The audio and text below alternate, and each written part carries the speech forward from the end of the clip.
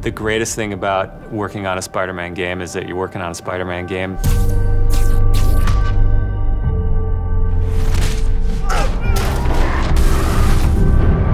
The hardest thing is that it's a Spider-Man game. We really care about storytelling here at Insomniac. And I think that's how we go into every day we come here. There's this push to really get it right. One of the most compelling things about Spider-Man is just when Peter Parker and Spider-Man's worlds collide. And we've tried really hard to weave the two stories together to create a story that is not necessarily just a superhero story, but a human story as well.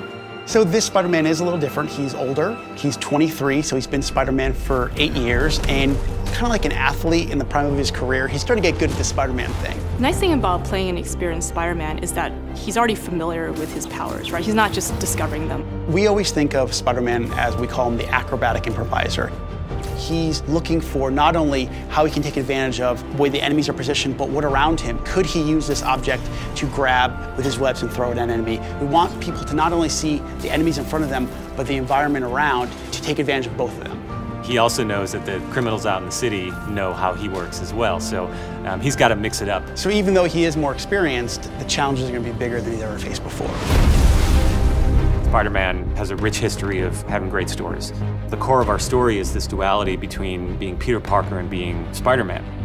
What's cool about Mr. Negative is that he also has a duality. He's got his positive side as Martin Lee, who runs the homeless shelters in the city, but he also has his negative side.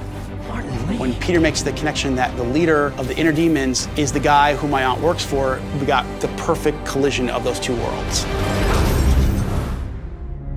So many people have their own vision of what Spider-Man should look like, what he should sound like, and in the end, we just have to put a new and fresh twist on who he is. And for us, it's really, really important to deliver those big spectacle moments, those near impossible scenarios that only someone like Spider-Man can survive, and put you in that action. You got this, you got this, you got this! We understand what this character means to people in here, and we're making this game with a lot of heart, and we're going to do whatever it takes to give people the ultimate Spider-Man experience, the game that they've been waiting for.